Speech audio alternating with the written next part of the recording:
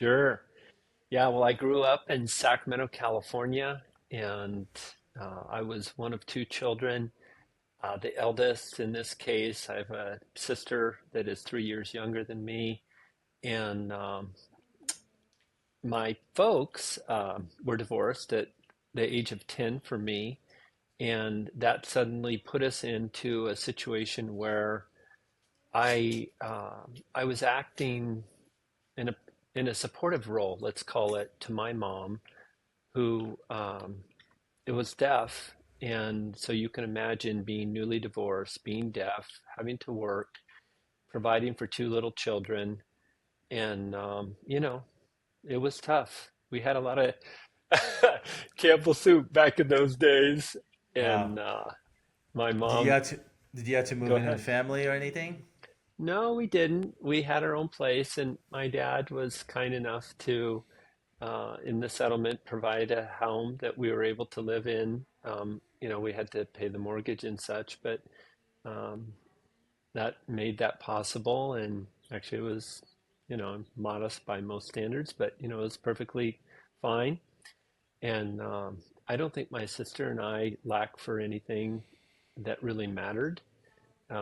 I will say, though, that my mom is recently passed, but she's fond of saying, when I was 11, me coming to her and saying, "Hey, Mom, I'd like to help earn money for Christmas presents, for the family," and so I did. As you can imagine, as a little budding entrepreneur, man, I had the paper route. I was shoveling dog shit.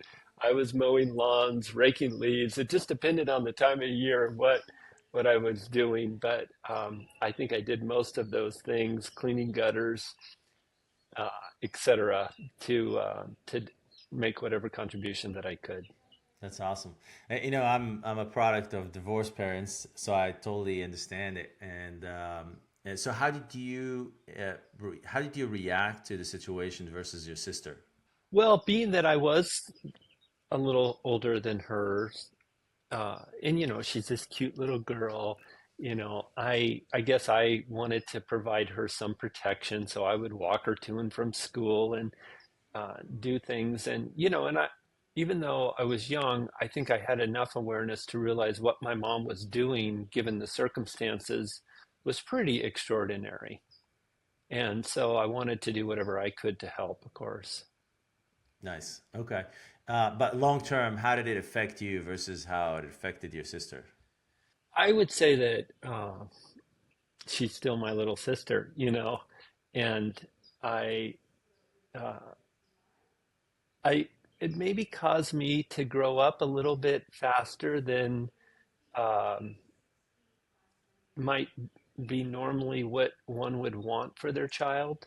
Yeah. Uh, if we go forward in the story, by the time I was 16 years old, I actually left home. My mom remarried, and I did not always see eye to eye with my new father, and so I was literally kicked out of the house, Oh, and wow. the I went and lived with my dad, and I did that for 1 year, and then actually a year and a half, and then I got into windsurfing, and we were in Sacramento, and I persuaded my dad that if I were going to move to the next level, that I needed to be around people better than me. I had gotten to be the best windsurfer in Sacramento, and so I moved to the Bay Area with a friend. We got an apartment, I got a job, and I managed to do that summer. That was as a 16-year-old without getting thrown in jail and getting in trouble. So then I persuaded my dad to allow me to move to Florida and train with what were the best people in the nation. Oh, And wow. yeah, and so I lived in Fort Lauderdale, actually just south of where you are now. Yeah. And that was just an amazing experience. At times, a little scary, because now I'm on my own.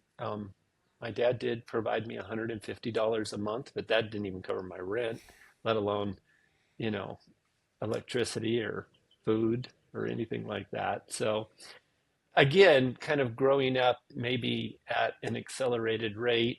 But, by the time I was 18, I managed to get on the United States Olympic training team for windsurfing and became a three-time national champion. And I won one world title and just had tremendous life experience through all of that.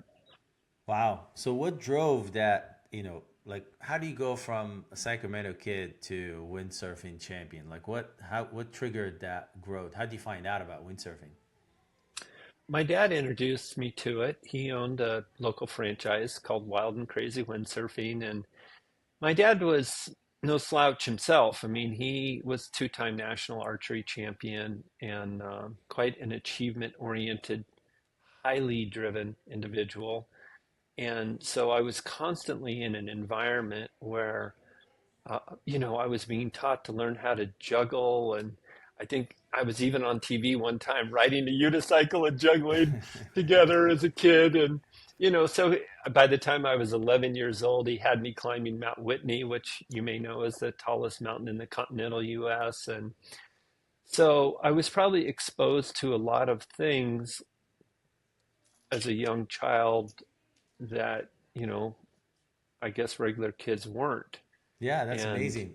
So how did you do it? How did he get you? Did he kind of sense that you have tendency to want to do those things, or he pushed, or what was his style? well, uh, I participated in apparently what was the first triathlon in the United States, the Great Race, which was in Sacramento. And I don't consider myself much of a runner, but in this particular triathlon, I participated in the running leg. And as I was coming into the finish, I, was in a sprint and I began vomiting. And my dad said, he looked at me and he's watching me right for the finish, projectile vomiting at the same time. And he goes, in that moment, I knew there was something different about you. That's awesome. There's no So quitting. there's, uh, yeah. And that's not always a good thing, by the way. Seth Godin did uh, write a book on this subject of quitting and into the dip. Yeah. And I have learned that you can be over resilient in things. So that's a lesson that came later in life for me. But yeah, I mean, being persistent, resilient has definitely been something that has helped me in my life. Um, I've never been the most talented individual, but I'm relentless, just relentless. And so it's like you're gonna have to kill me to beat me. So he saw that resilience in you, that gene, and did he decide, okay, I'm gonna coach him up, I'm gonna, you know, put him in classes, I'm gonna train him myself? Well, how did he go about doing that? All of those things, and it's a little different. Remember, I grew up in the 70s and early 80s, and um, it was unusual to be exposing your child to so many things at that time, Yeah. right? Today, we've got, these kids being in traveling soccer and, just, I was just on the phone with a guy that raised his kids in Florida in baseball and, you know, just it's pretty hardcore.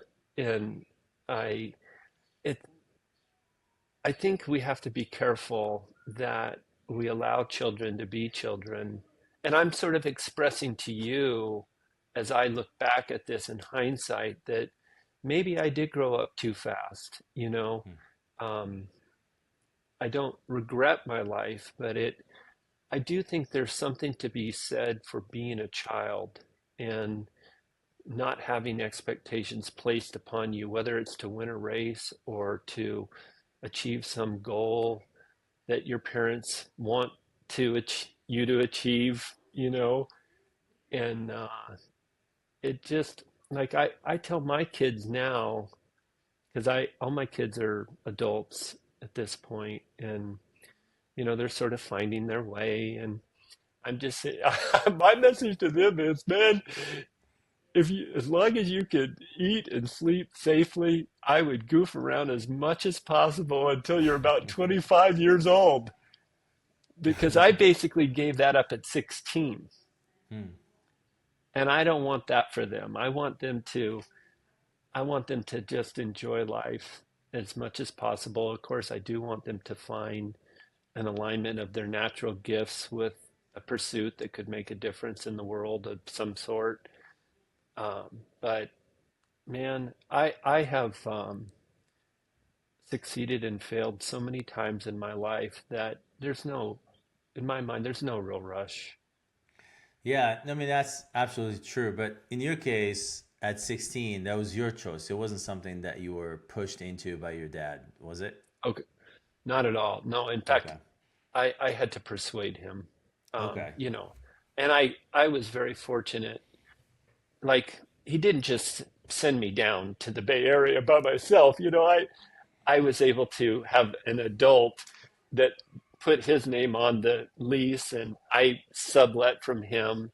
In that case, that was Greg Magnuson. And then when I went to Florida, I had another adult that was 6 or 7 years older than me, Jacques Deo, that, you know, he was sort of acting as my guardian. And when I arrived in Florida, that was an interesting story because my dad hadn't come with me, but I had to get into school. And so the women's world champion at the time, Rhonda Smith, dressed up and went and portrayed herself as my legal guardian so that I Oh could get wow. into school. And we told them, all the paperwork was coming. Of course, it never was. It's a good thing I didn't get in trouble because I would have been expelled. That's funny. So you were there full time. Were you? What was your life like? Was you training all day and then going doing school in the morning, No. training all night? What was your schedule like? Well, mind you, I was in Florida, so I wasn't walking uphill through the snow Yeah. both directions, but I was walking to school and that first year, and that was from where I lived because I could not afford to live in a nice neighborhood. Um, it was almost 3 mile walk each way, and then I got a job as a busboy in a restaurant, which turned out to be a great experience. And they fed me, which was handy. And and then I would go windsurfing. So you'd have school, and then I would hitch a ride to go windsurfing, and then I would go work in the restaurant at night.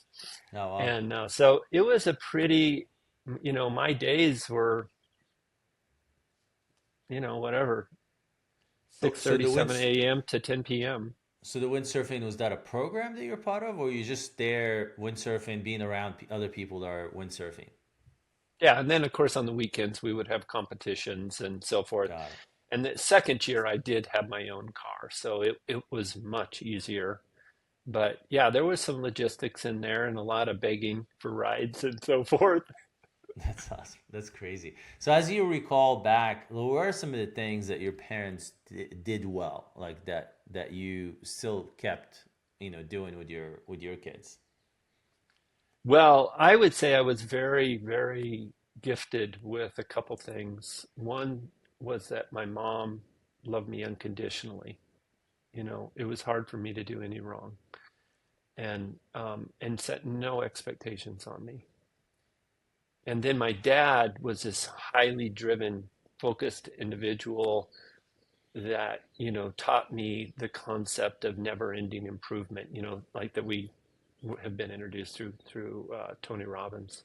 Yeah. And so I just became this relentless competitor through his influence. And so to to have that safety net, the love, unconditional love and support of a mom with the drive of a dad was something that, I believe my kids would tell you that my wife and I have given them. In fact, my son has said, Tyler is said that, he felt like he got the best of both worlds because he had this incredibly supportive mom that just kind of loved and you know, supported him. And then his dad is just like, okay, go for the fence, baby. Yes. That's Oh, interesting. Actually, it's really kind of now you made me think of that quote. What if you could? Uh, what would you do if you couldn't fail, or if you knew you hmm couldn't fail? yeah, That's a great quote. Which kind of like in the parenting environment, the mom is always the nurturing, the supportive, the fallback, if you will, and then the dad's the one that pushes and creates a little bit of accountability and allows for more risk. Um, lets you get hurt a little bit so you can learn. So there's always that dynamic that helps create like a complete person. And I think it's healthy. And I mean, I tell my kids that. I explain to them what's the difference. If mom said this and dad said this, this is where they're coming from. That's my mom's job, and this is dad's job, and together they work at helping you develop. So I love that insight that you kind of understood that early on. And so, what are some of the things that they could have done better? well, you could argue that it'd be nice if they didn't get divorced Yeah, because that did bring a certain hardship on the family. yeah. Uh, you know, I suppose maybe the good news is that they did it before we saw them going at it emotionally, arguing and so forth. So I didn't have to witness trauma. There was certainly no physical abuse in our family. So I'm grateful for that. Um, and, remember, my dad taught me that you're never good enough, right? So there's obviously plenty of things that they both could have done to be better. But, uh, no one is perfect. And I think that what you really want to do, and that's sort of the way I've looked at my whole life, is, we're given a certain set of circumstances, and then it just becomes our responsibility to do the best with what we have. Mm-hmm. And when Sacramento did not afford me a level of competition to progress, I moved to the Bay Area. um, I didn't have to get my parents to do that. I did it. And then I moved to Florida. And then I basically traveled the world on the world tour, first with the Olympic team and then the professional world tour. And, when my son became 16, he wanted to pursue a career in water polo. And so I said, well, why don't you figure out, because we lived in Oregon at the time, and we were visiting my dad in California, and the kid in Granite Bay. Granite Bay is sort of this affluent Northern California market. And the guy says, well, you're not going to get into a D1 school if you're playing water polo in Oregon. And so why don't you come play for me? Was the message to my son. And I says, well, if you're going to leave home, why don't you look for the best place in the world? Yep. And he did. He actually found an academy out of Barcelona where he joined, and we supported him to go to that academy, which was a dorm, and sort of like the equivalent of IMG in Florida for tennis. And the and he's still there. Actually, he did 6 years of water polo and reached a level of semi-professional. And um, my wife wasn't too happy for me encouraging Yeah, him I to know. do that, by the way. I know. So, I know. It's be- hard. but I think because I had done that, he somehow thought it was okay to do that. Yeah. It's such a hard thing 'cause, you definitely want your kids to pursue their passion and go for, swing for the fences and be around the best in the world. And then you have this other side of it. It's like, well, man, you want to hang out with them. You want to have these conversations with them. And you want to, and it's the same thing. I tell my kids the same way. If you're going to pursue something, be around the best, go where the talent and the resources are. But again, this the other side. So I'll probably have to just get my life in a way where I can follow them everywhere they go. So is Barcelona the like a world mecca for water polo? Yeah, yeah, it is. Okay. And in Europe, they have water polo is a more developed sport. The professional league is actually a thing where we have not had that in the U.S. Actually, my son was given an opportunity to be on the first professional water polo team in the U.S., and he Wow. decided not to, interestingly enough, um, because it's just developing, and he's Oh, now oh, so told, there's a new league that's developing here in the U.S. that he was offered to be part of. yeah, Got yeah, it. And and So in Europe, there's like there's an actual professional league. Is yeah. there like, is Spain like a world, like a European champion, or is like, who are the dominant teams within the water polo in Europe?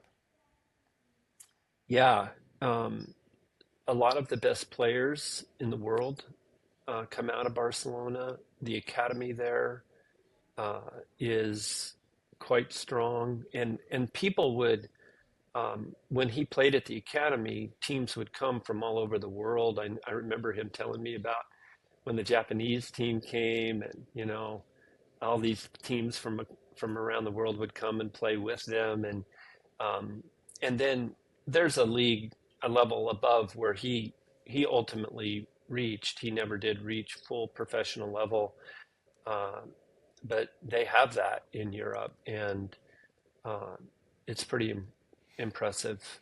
Um, a lot of the top D1 players here in the U.S. will then go over and play in Europe. Wow. Yeah. So is he still going to college now, or is he doing? Is still going to school, or No, is he? So what is he he doing now? we switched gears, and he went to a culinary arts school in Barcelona, Okay. and now he's working in that field, which is really exciting for him.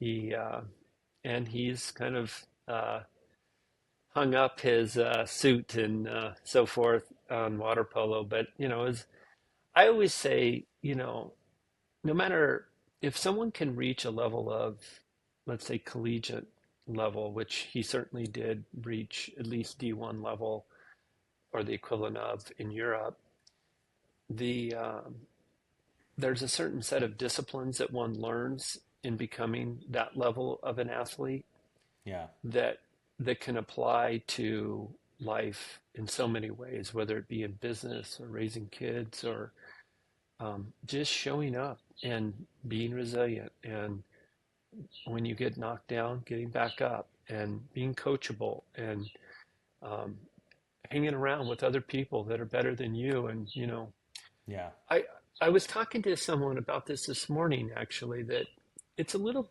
trickier for kids now than it was even when you and I grew up, Jay, because they're growing, if you can imagine, they're growing up in a society where they can get on YouTube and they can see people that are doing just almost unbelievable things at their age. And I presume it could be a little bit intimidating, like in my world in Sacramento, I had risen to the number one position, right? Yeah. But I was barely competitive when I got to the Bay Area, Yeah. and then I got to the top of that pile, and then I moved to Florida, and I was like, oh, geez, these guys are a whole nother level than me. But you emulate them and model them and copy them, and eventually you become one of them uh, in some cases.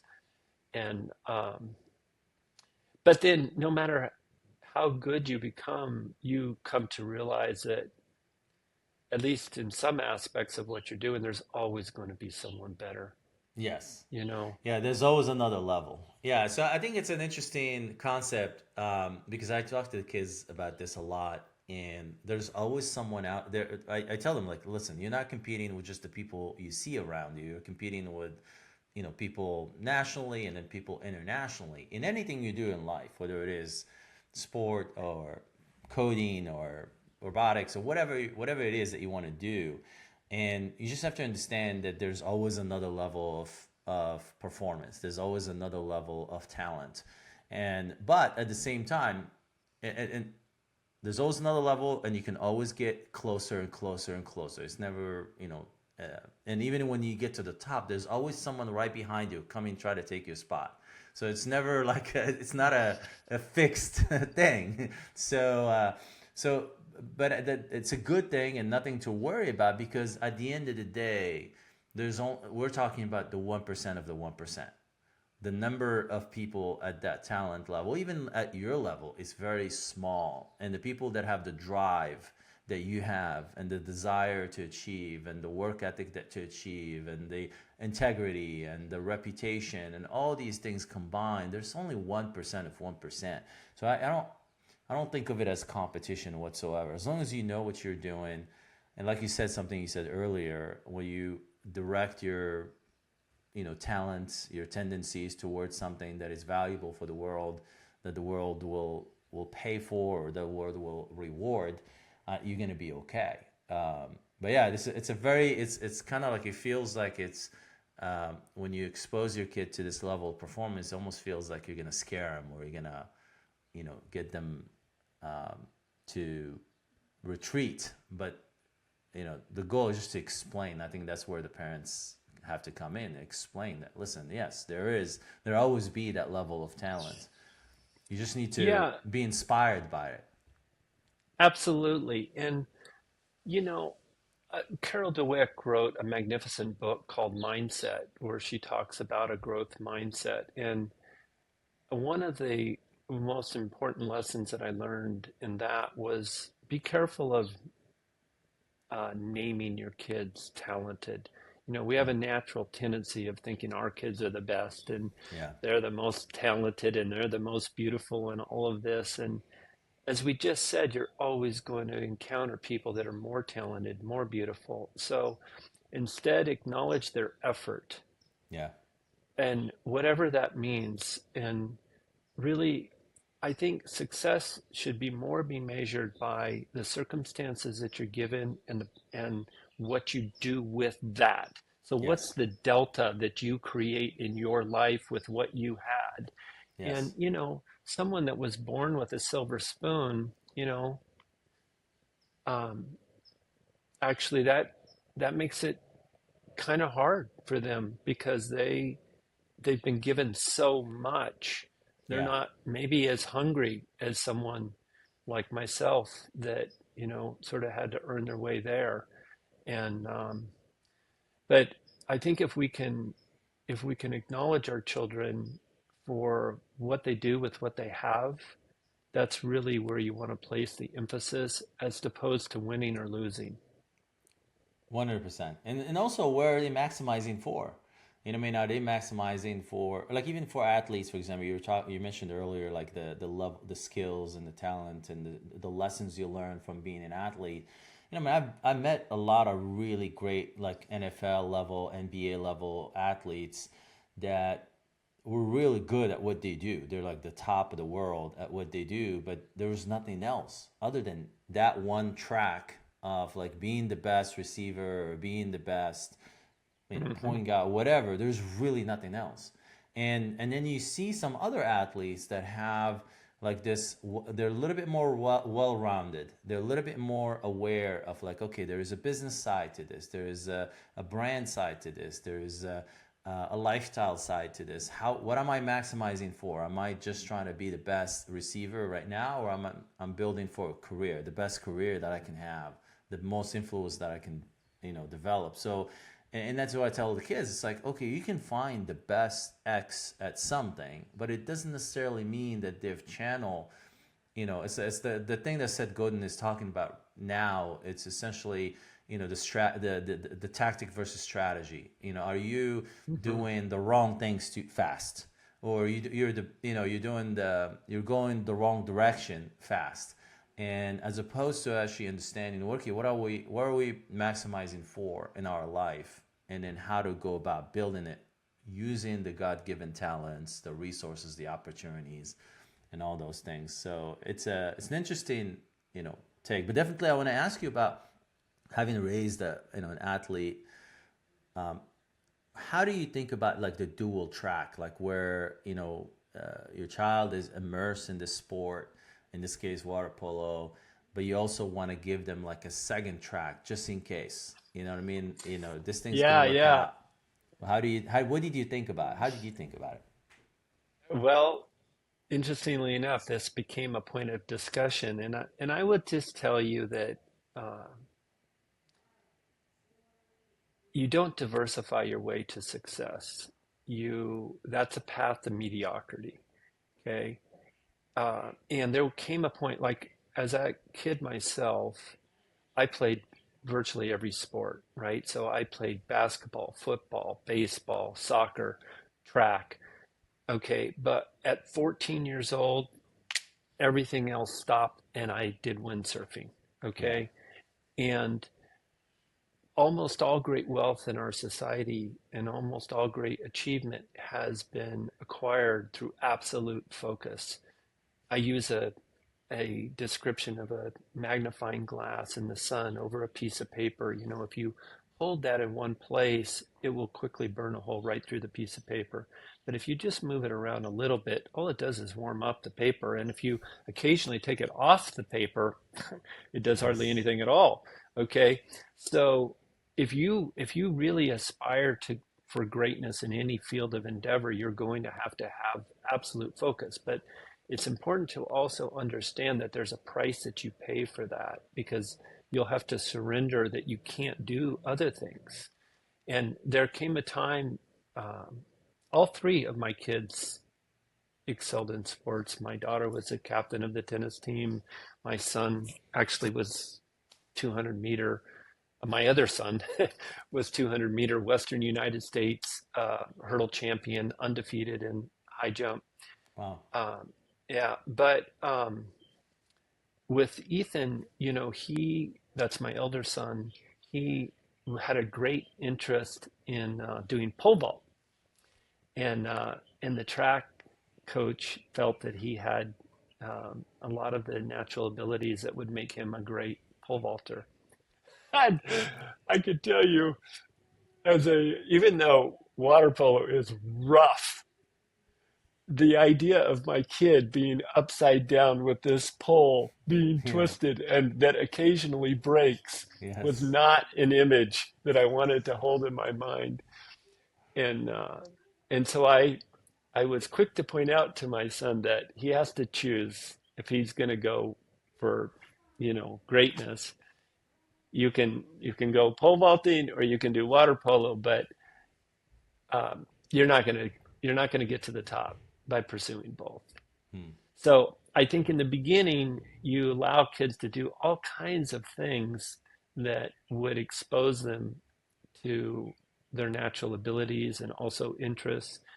And then there's a moment when a choice has to be made as to where am I now, by the way, if you just want to compete in, you know, uh, high school sports or even maybe collegiate sports, maybe not D1, but you know, you could probably do multiple sports if you're a talented enough athlete, but not to the top. That makes sense. Yeah, it makes complete sense. There's again with the competition level, with with the amount of time it requires to get to the top, you have to focus. How about the career side? How about the kind of like the long term, like ability to make money side? How did you think about it? Yeah. Well, the same principle applies. We, especially now, we have such a competitive culture. Um, we have an international economy, and soon we're going to be competing against machines, which is a whole Yes. nother dynamic. Yes. And so of course, probably the most famous book ever written on the subject, Think and Grow Rich by Napoleon Hill, talks about burning the boats and being absolutely committed to one course of action.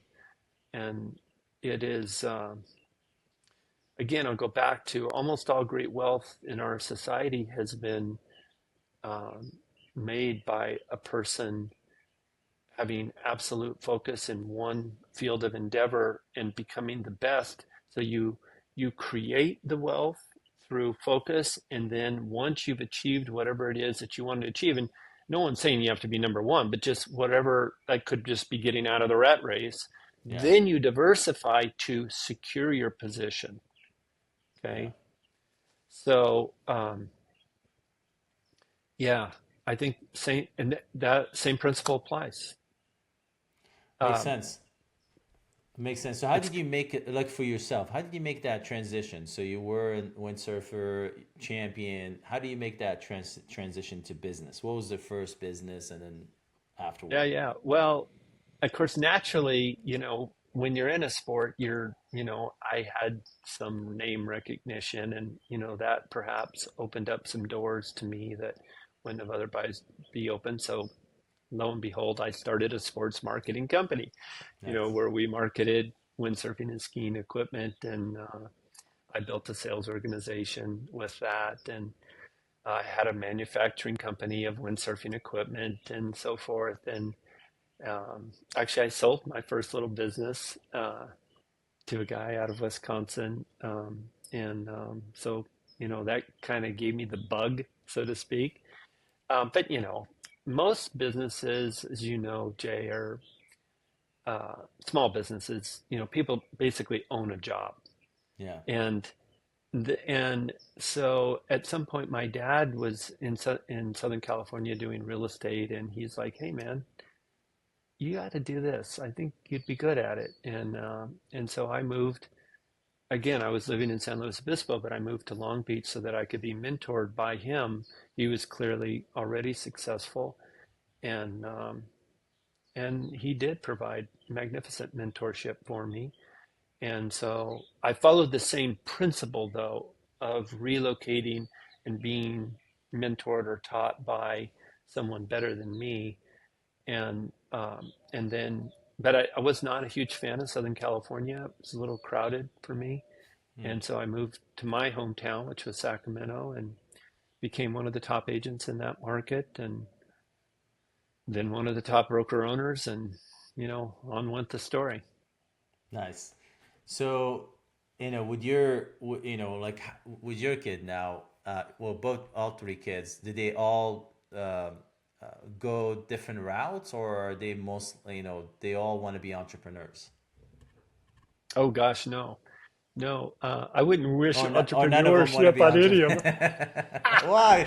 Why? That's just interesting. That's interesting that you said that. Why would you not wish that? And I mean, that's a Yeah, well, first of all, I mean, all three of my kids became valedictorian, so they were all highly disciplined, pretty bright.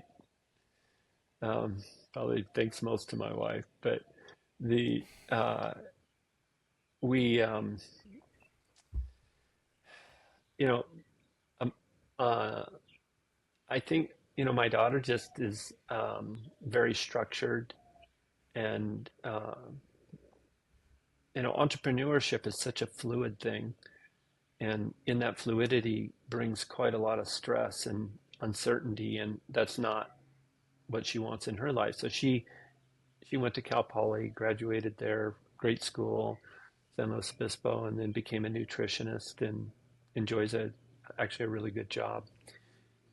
And then we've been speaking about my elder son, who went from water polo to culinary arts. And by the way, his first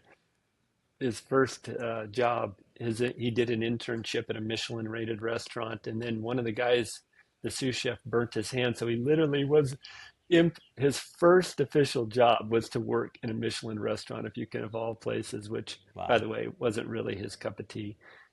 That's an extremely high pressure Yes. environment, and that's not what he wanted. And so he works in a bakery now, which is he loves, by the way. My other son actually works in one of my businesses, Pro Insight, and he is managing our site and the SEO and social media and so forth, and quite a capable individual, especially for his age. Oh my goodness! But he just got accepted. University of Hawaii. He's going to go. We're we're nearby where you lived in Yeah, Oahu. that's He, awesome. yeah, he's going to be in the fall. He'll start at University of What Hawaii, is so he we're excited studying? for him. History and particularly as Asian history, which there's a lot of that influence in Hawaii, as you know, Yeah, and so he's very excited about that. that's awesome. That's really cool. Yeah, Yeah. so it's in so if one of your kids come to you and says, I want to like I'm gonna switch, I'm gonna come back home, and I want to take over. I want either do on the brokerage side or on the pro insight side. What would you advise them? Um, what would be your advice in terms of a plan for them to achieve success in those spaces? Well, first of all, uh, I would say that it's not a great thing to just give um, something to someone that isn't deserved. My son has a role at Pro Insight because he does an excellent job for how we compensate him, Yeah. and uh, and I would not put my children at the head of one of our organizations if they didn't deserve to be there. And it reminds me of a conversation I had with one of my many mentors, and it happened to be over a game of backgammon. And I was just learning the game, and this guy was just crushing me um, time and time again. Even though there's an element of luck, there's certainly strategy involved in the game. And at one point, he just said, Don, I will never let you win. And if you beat me, it's because you earned it. And I think that is the posture that I would have with my children. If they wanted a role at one of my companies, it would be because they earned the right to have that. Because you have to remember that your businesses are full of a lot of people that have paid their dues to be there. And if you go and put your child in a position that they don't deserve to be or have earned the right to have, um, you're doing a great injustice to those people that put their trust in you. And you don't want to send the message to your kid that just because they're a Bourgana, that they get to have something that others can't have. They're gonna, you know, I would want them to earn it. 100% agree with you there. It's funny.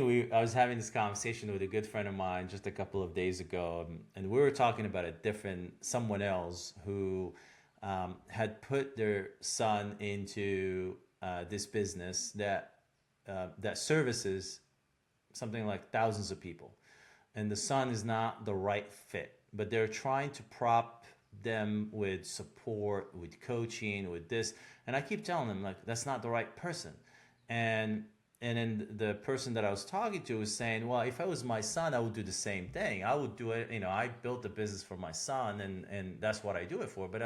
And I was looking at him, I was like, dude, but you're harming your customers, you're harming your employees, you're creating like a really bad environment for the world, or not an ideal environment for the world, because a lot of people could have benefited from that business in not only one person, but also multiple generations that could benefit from that business.